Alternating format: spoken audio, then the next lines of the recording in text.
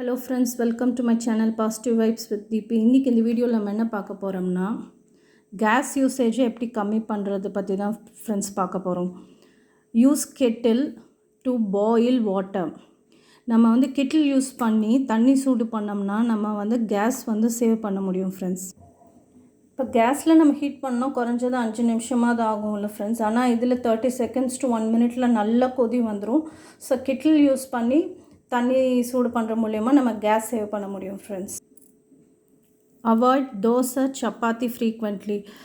அதாவது இப்போ ஒரு வாரத்தில் 4 நாள் அப்படி போடுறோன்னா அதை ஒரு 2 நாளாக நம்ம கம்மி பண்ணிக்கிட்டோம்னா கொஞ்சம் கேஸ் சேவ் ஆகும் ஃப்ரெண்ட்ஸ். ஏன்னா உங்களுக்கே தெரியும், தோசைன்னா நம்ம நின்று ரொம்ப நேரம் ஊற்றுவோம், சப்பாத்தி அதே மாதிரி ரொம்ப நேரம் நின்று போடுவோம்.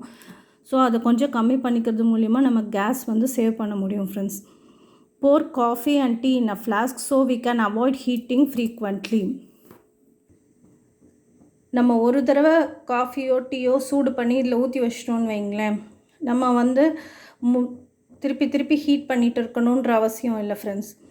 நம்ம எத்தனை தடவை வேணுமோ அத்தனை தடவை ஊற்றி சூடாகவே குடிச்சிக்கலாம். இதனாலையும் நம்ம கேஸ் சேவ் பண்ண முடியும். All sit in same time to avoid repeated heating.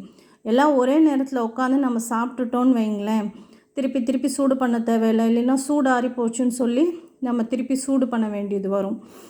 Before cooking plan your menu. இப்போ நீங்கள் என்ன குக் பண்ண போகிறீங்கன்றதை முன்னாடியே பிளான் பண்ணிட்டிங்கன்னா அதுலேயும் நம்ம கேஸ் யூசேஜ் கம்மி பண்ணிக்க முடியும் ஃப்ரெண்ட்ஸ்.